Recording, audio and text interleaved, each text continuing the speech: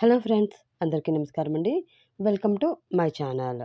అద్దె భార్య ఈ పార్ట్ చూసే ముందుగా ప్రీవియస్ పార్ట్స్ ఎవరన్నా మిస్ చేసి ఉంటే ప్లీజ్ ముందవి చూడండి. అలాగే ఫస్ట్ టైం నా ఛానల్ చూస్తున్న వాళ్ళు ప్లీజ్ లైక్ చేసి, షేర్ చేసి, సబ్స్క్రైబ్ చేసుకుని మీ సపోర్ట్ నాకు అందించండి. ఇంకా స్టోరీలోకి వెళ్ళిపోదాం. కోపంగా వెళ్ళి అతని ముందు నిలబడి, మాట్లాడుతుంది నీతోనే, ఏ నీకు ఏమైనా చెవుడా? నా మాటలు వినిపించట్లేదా? లేక మీ కళ్ళకి నేను కనిపించట్లేదా? అడిగింది ఆ అమ్మాయి. అక్కడ జరుగుతున్న గొడవ చాలా ఇంట్రెస్టింగ్గా అనిపించడంతో ధాత్రి వెంటనే తన ఫోన్ తీసుకుని అదంతా ఫోన్లో రికార్డ్ చేస్తూ ఉంది. గెట్ లాస్ట్, చిరాగ్గా ఆమెను చూస్తూ అన్నాడు అతను. అబ్బా, ఎవరయ్యా ఈ పిల్ల? పోయి పోయి ఆ ఆనంద్ రాజు గారితోటే పెట్టుకుంటుంది. అసలే అతనికి ఓపిక తక్కువ, కోపం ఎక్కువ. పాపం తర్వాత ఈ పిల్ల పరిస్థితి ఏంటో అని మనసులో అనుకుంటూ భయంగా వారి వైపే చూస్తూ ఉన్నాడు పంతులు. ఏంటి, గెట్ లాస్టా? ఇది ఏమైనా నీ ఇల్లు అనుకుంటున్నావా? గెట్ లాస్ట్ అనగానే నేను పక్కకు పోవడానికి? ఇది అందరికీ సమానమైన దేవాలయం. ఇక్కడ అందరూ సమానమే, అందరికీ ఒకటే న్యాయం. మర్యాదగా నీ పొగరు పక్కన పెట్టి క్యూ లైన్లో రా, అరిచింది ఆ అమ్మాయి. ఏ యూ, నేనెవరో తెలిసి నాతో ఇలా మాట్లాడుతున్నావా? కోపంగా అరిచాడు ఆనంద్. నువ్వెవరైతే నాకెందుకయ్యా? నువ్వు బయట ఎంత గొప్పవాడివైనా ఇక్కడ మాత్రం ఇక్కడికి వచ్చిన భక్తులలో నువ్వు ఒక భక్తుడివి అంతే, అంది ఆమె. పరిస్థితి ఇంకా విషమించేటట్లు అనిపించడంతో అమ్మ పాప, అమ్మ పాప అంటూ ఆమెని పిలుస్తూ ఆమెని తగ్గమని చెప్పే ప్రయత్నం చేస్తూ ఉన్నాడు పంతులు. ఎహే, ఇందాక నుంచి చూస్తున్నాను, అమ్మ పాప అమ్మ పాప అంటూ ఓ గొగ్గేస్తావేంటి? ఇందాక నేను ఇలానే వస్తే నువ్వే కదా నన్ను తిట్టి పోసి వెనక్కి పంపించేవారు. మరి అతనికి మాత్రం లోపలికి తీసుకువెళ్తున్నారు. అతనేమైనా దేవుడు పంపించిన దూత? అని పంతుల మీద విరుచుకుపడింది ఆమె. ఆమె అంత స్ట్రాంగ్గా ఉండడంతో ఆమెను చూసిన మిగతా వారు కూడా ఆనంద్ మీద రెచ్చిపోయి మాట్లాడడం మొదలుపెట్టారు. పంతుల్ని ఆనంద్ని ఇష్టం వచ్చినట్లు మాటలంటూ ఆనంద్ని వెనక్కి వెళ్ళమంటూ అరుస్తున్నారు వారంతా. దాంతో దీనంగా ఆనంద్ వైపు చూశాడు పంతులు. సార్, ఈ అమ్మాయి సిచ్యువేషన్ అంతా మనకి రివర్స్ చేసేసింది.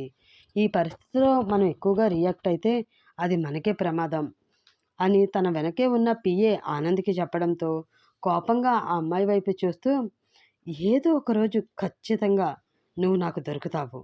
ఆ రోజు నేనంటే ఏంటో నీకు చూపిస్తాను. వెయిట్ అండ్ సీ అని చెప్పి అక్కడి నుంచి వెనక్కి వెళ్ళిపోయాడు ఆనంద్. ఏం చూపిస్తావు గాడిది గుడ్డు? అంతవరకు వస్తే ఈ సహస్ర అంటే ఏంటో నేను కూడా నీకు చూపిస్తాను అని అతని వెనకే అరిచింది సహస్ర. అదంతా చూసి చిన్నగా నవ్వుకుని తన ఫోన్లో రికార్డ్ చేసిన వీడియోని తృప్తిగా చూసుకుని, అమ్మయ్య, ఈరోజు ఆ శాడిస్ట్ వెధవ నుంచి తప్పించుకోవడానికి మంచి న్యూస్ దొరికింది. దేవుడా, నువ్వున్నావయ్యా అని అనుకుంటూ దేవుడికి నమస్కారం చేసి అక్కడ కూర్చుని ఉన్న సహస్ర వైపు చూసి పాపం అని అనుకుంటూ ఆమె దగ్గరికి వెళ్ళి, ఇరగదీసేశారు సిస్టర్ అంటూ కాంప్లిమెంట్ ఇచ్చింది Dhatri. Thank you, thank you so much పొంగిపోతూ అంది సహస్ర. ఇక్కడైతే అతన్ని కడిగి పారేశారు, అంతా బాగానే ఉంది, కానీ మీరు కొన్ని రోజులు రోడ్ల మీద ఎక్కువగా తిరక్కండి అంది ధాత్రి. ఏ, ఎందుకు? ఓ, ఇక్కడ నేను చేసిన నా సాహసానికి నాకు బాగా పాపులారిటీ వచ్చింది కదా, దానిని మెచ్చుకుంటూ జనాలు నా వెనకబడి ఆటోగ్రాఫ్లు ఫోటోగ్రాఫ్లు అడుగుతారనా? ఇట్స్ ఓకే, అదైతే నేను మేనేజ్ చేసుకోగలను, ఫోర్స్ కొడుతూ అంది సహస్ర. పాపులారిటీ అంటే అందరికీ పిచ్చే, దానిని ఎవరు వద్దనుకుంటారు, కానీ మీ విషయం వేరు సిస్టర్. అతన్ని చూస్తుంటే పెద్ద సైకోఫిలోలా ఉన్నాడు. మీరు చేసిన అవమానాన్ని మనసులో పెట్టుకుని బయట ఎక్కడైనా ఒంటరిగా మీరు దొరికితే ఏదో ఒకటి చేసి తీరుతాడు. కాబట్టి సేఫ్ సైడ్ మీరు జాగ్రత్తగా ఉండండి అంటూ హెచ్చరించింది ధాత్రి. దాంతో సహస్ర గుండెల్లో రాయపడింది. వామ్మో, జనం అండ చూసుకుని బాగా రెచ్చిపోయాను, కానీ ఈవిడ చెప్తుంటే నాకు భయంగానే ఉంది అని మనసులో ఆమె అనుకుంటుంది. అది చూసి నవ్వుకుంటూ అక్కడి నుంచి వెళ్ళిపోయింది ధాత్రి. ఎడిటర్ విష్ణు ముందు నిలబడి ఉంది ధాత్రి. ఆమెని సీరియస్గా చూస్తూ, టైం ఎంత అయింది అడిగాడు విష్ణు. కళ్ళ ముందు గుండ్రంగా గడియారం ఉంది, కళ్ళకి పెద్దగా భూతద్దాలు ఉన్నాయి. చూసుకుని చావచ్చు కదా! నన్ను అడగకపోతే అని మనసులో అనుకుని గడియారం వైపు చూసి 11 అవుతుంది సార్ అని చెప్పింది ధాత్రి. ఆఫీస్‌కి వచ్చే టైం ఇదేనా? అడిగాడు విష్ణు. నువ్వు నీ ప్రియురాలు ఈ రూమ్‌లో రొమాన్స్ చేస్తూ ఉన్నప్పుడు నీకు గుర్తు రాలేదారా? ఇది ఆఫీస్ అని బట్టపొర సచ్చినోడా! మనసులో తిట్టుకుని ఆఫీస్‌కి టైంకి రావాలనే బయలుదేరాను సార్. కానీ దారిలో ఒక మంచి ఇంట్రెస్టింగ్ న్యూస్ ఉంటే అది క్యాప్చర్ చేసి తీసుకురావడానికి టైం పట్టేసింది అంది ధాత్రి. అవునా? ఏంటమ్మా నువ్వు తెచ్చిన అంత ఇంట్రెస్టింగ్ న్యూస్? వెటకారంగా అడిగాడు విష్ణు.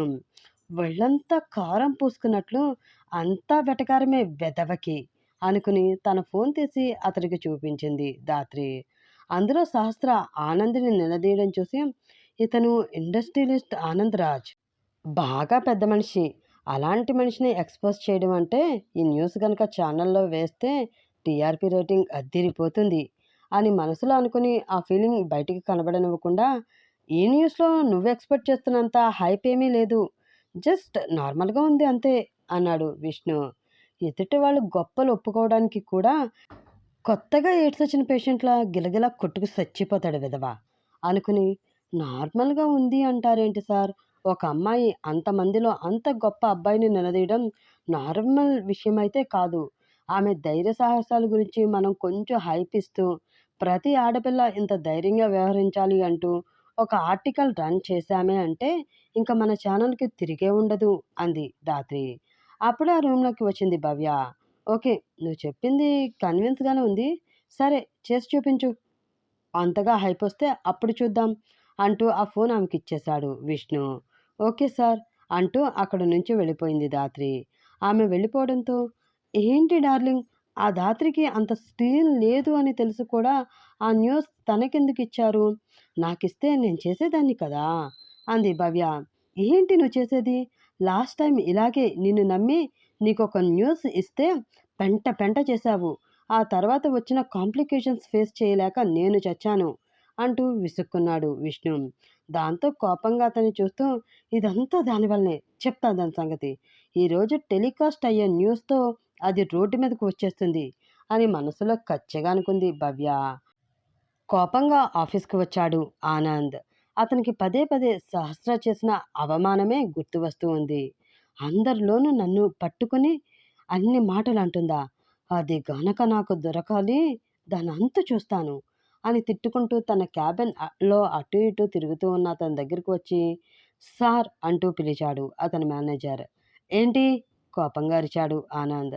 ఆ అరుపుకి ఎదురుపడి భయంగా అతన్ని చూస్తూ అంటే సార్ అది ఈరోజు ఇంటర్వ్యూస్ ఉన్నాయి అని టకటకా చెప్పేశాడు మేనేజర్.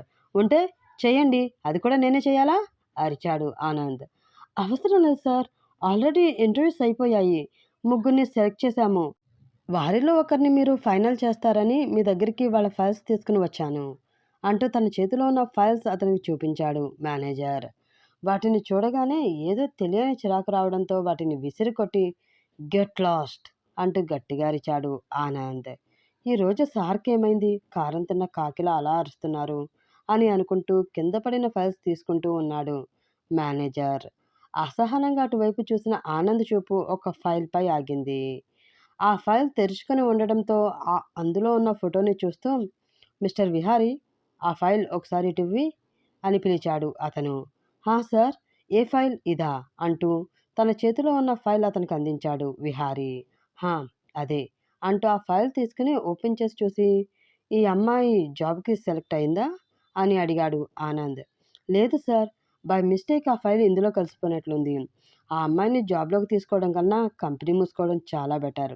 ఒట్టి వేస్ట్ క్యాండిడేట్ సార్. ఏకి బీకి కూడా తేడా తెలీదు. జావా గురించి చెప్పమంటే ఇంట్లో రోజు వాళ్ళ అమ్మ చేసే జావా గురించి చెప్తుంది అన్నాడు విహారీ. అదంతా విని ఓకే నేను ఈ అమ్మాయిని సెలెక్ట్ చేస్తున్నాను. తనని మీరు జాబ్లోకి తీసుకోండి కూల్గా చెప్పి ఆ ఫైల్ అతని చేతిలో పెట్టాడు ఆనంద్. దాంతో తల కొట్టుకుంటూ అయోమయంగా అతని వైపు చూసి కొంపతీసి సార్‌కి కంపెనీని క్లోజ్ చేసే ఉద్దేశం ఏమైనా ఉందా ఏంటి? ఇలాంటి వాళ్ళని జాబ్‌లోకి తీసుకుంటున్నాడు. అయినా ఆమెలో ఆయనకేం నచ్చిందో ఏంటోలే నాకెందుకులే అని అనుకుని సహస్ర పేరు మీద అపాయింట్మెంట్ ఆర్డర్ రెడీ చేసి చేసే పనిలో పడ్డాడు అతను. మూవీ సెట్‌లో ఉన్న ఆకాష్ దగ్గరికి వచ్చి, "సార్, డ్రెస్ షార్ట్‌కి టైం అవుతుంది. మీరు డ్రెస్ చేంజ్ చేసుకోవాలి" అంటూ చెప్పాడు మధు. దాంతో అతనిస్తున్న ఆ డ్రెస్ తీసుకుని చేంజింగ్ రూమ్‌లోకి వెళ్ళాడు ఆకాష్. అతను అలా వెళ్ళడం గమనించి అతని వెనకే వెళ్ళింది మేఘన. ఆకాష్ తన చేతిలో ఉన్న డ్రెస్ కింద పెట్టి షర్ట్ ఇప్పుతూ ఉండగా ఆ రూమ్‌లోకి వచ్చిన మేఘన డోర్ లాక్ చేసింది. దాంతో వెనక్కి తిరిగి చూసిన అతనికి అతని వైపే చూస్తూ కనిపించింది ఆమె. చిరాగ్గా ఆమెని చూస్తూ, "ఏంటి మేఘన? ఏం కావాలి? ఎందుకిలా వచ్చావు?" అని అడిగాడు ఆకాష్.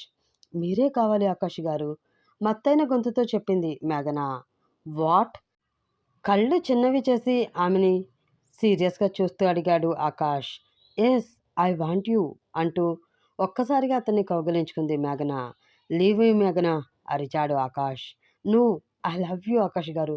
I love you. మీరంటే పిచ్చి నాకు. మీరు లేకుండా నేను బ్రతకలేను. ప్లీజ్ యాక్సెప్ట్ మీ" తన చేతులతో అతని వీపుపై తడుముతూ అంది ఆమె. ఆమె చర్యలకి ఆకాష్‌కి పిచ్చి కోపం వస్తుంది. అయినా కూడా కంట్రోల్ చేసుకుని, "చూడు మేఘన, నీకు నేనంటే ఎంత ఇష్టమున్నా నాకు మాత్రం నువ్వంటే ఇష్టం లేదు. సో, నువ్వు నాకు దూరంగా ఉండడం నీకే మంచిది" సీరియస్‌గా వార్నింగ్ ఇచ్చినట్లు చెప్పాడు ఆకాష్. "నేను ఉండలేను ఆకాష్ గారు. మీరు లేకుండా నేను ఉండలేను. మీరు నాకు కావాలి. మిమ్మల్ని సాధించుకోవడం కోసం నేను ఏదైనా చేస్తాను. అందరూ అనుకుంటున్నట్లు మీకు పెళ్ళైనా నాకేమీ పర్వాలేదు. ఆమె మీ ఇంట్లో ఉంటే నేను ఎప్పుడూ మీతోనే ఉంటాను. ప్లీజ్ నన్ను అర్థం చేసుకోండి" అంది మేఘన. ఆమె మాటలకి అంతకంతకు ఇరిటేషన్ పెరిగిపోతూ ఉండటంతో ఆమెని తనకి కొంచెం దూరంగా నెట్టి, "చూడు, ఆడపిల్లవని ఇంతసేపు చాలా మర్యాదగా చెప్పాను. ఇంతకు మించి టాపిక్ కంటిన్యూ అయితే నీకు అంత మంచిది కాదు. చెప్తున్నాను కదా, నాకు నువ్వంటే ఇష్టం లేదని. అది అర్థం చేసుకుని మర్యాదగా ఇక్కడి నుంచి వెళ్ళు" అన్నాడు ఆకాష్. "నేనంటే ఇష్టం లేదంటే? మరి మీకు ఎవరంటే ఇష్టం? మీరు ఇష్టం లేకుండా పెళ్లి చేసుకుని ఎవరికీ తెలియకుండా ఇంట్లో దాచుకున్నారే మీ భార్య. ఆమె అంటే ఇష్టమా?